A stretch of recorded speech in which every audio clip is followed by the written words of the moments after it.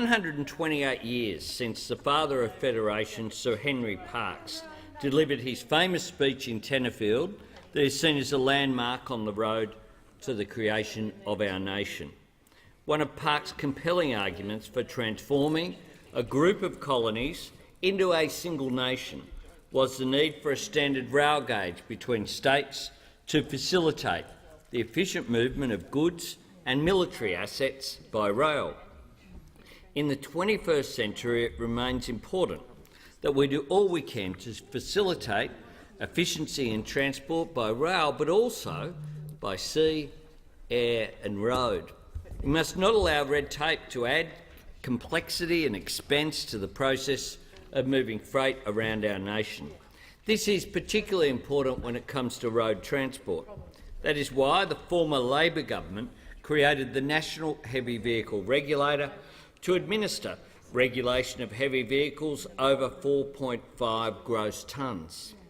Prior to the COAG agreeing to this landmark change in 2011 and the regulator's commencement in early 2013, there were 6 state and territory agencies involved in regulating heavy vehicles. This was inefficient.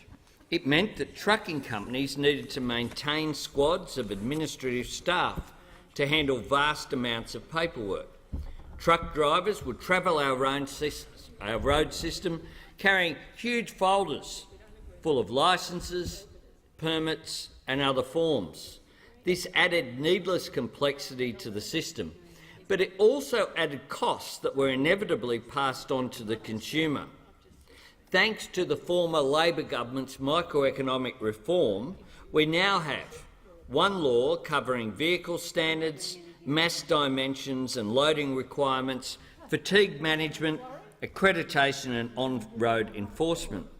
The creation of this single set of regulations administered by a single regulator, along with the creation of single regulators in the maritime and rail sectors, will boost our national income by some $30 billion over just 2 decades. The harmonisation of transport regulation was the culmination of a process of regulatory reform commenced by the Labor government in 1991 with the establishment of the National Transport Commission.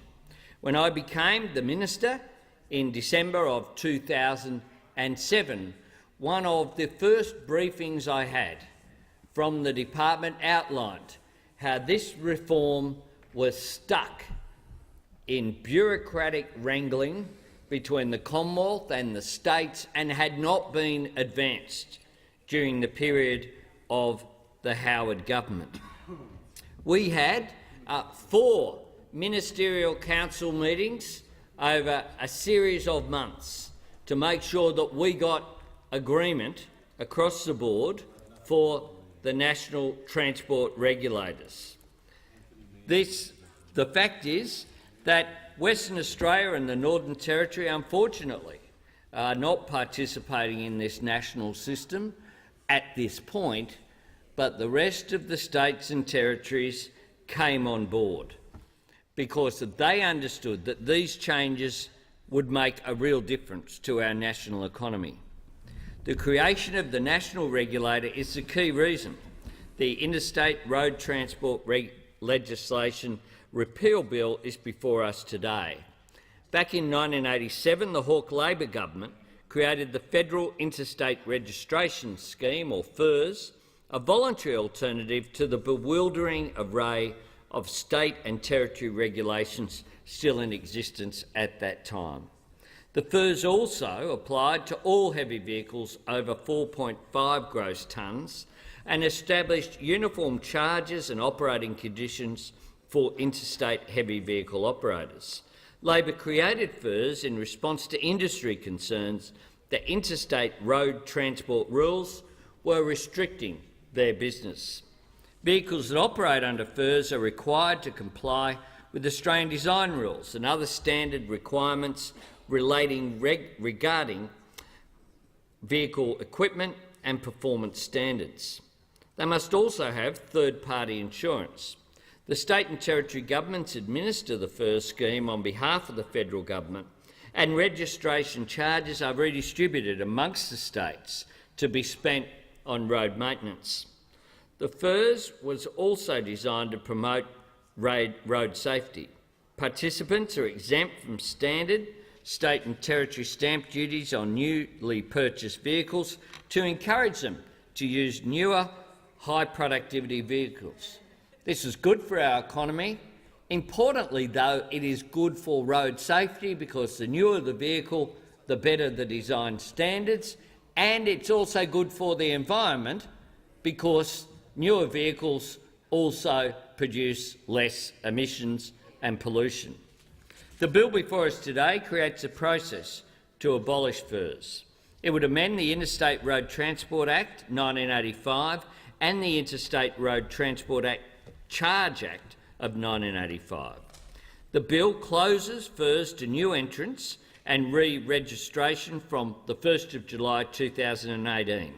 It allows the scheme to continue for a 12-month transition period, a sensible management exercise, and it would close FIRS to all operators as of the 30th of June 2019. The Australian Labor Party will support this legislation. We see it as a logical next step in regulatory harmonisation. When FIRS was introduced in 1987, it represented the first step forward on the process of change. But after more than 30 years' operation and the introduction of the national regulator, the scheme is becoming redundant. Indeed, less than 2% of the nation's heavy vehicles, about 14,000, operate under this scheme.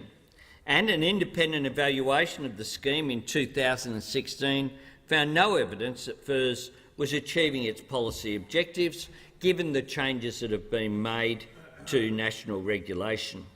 It concluded that the stamp duty exemption had neither reduced the age of the heavy vehicle fleet nor improved road safety outcomes.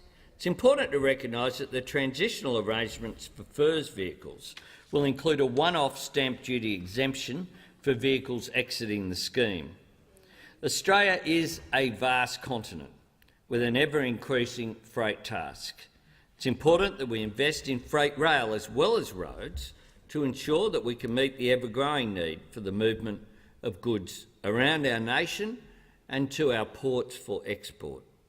But it is also important that we keep moving forward on reducing regulatory complexity and that we continue to examine ways in which microeconomic reform can boost the national economy by boosting productivity.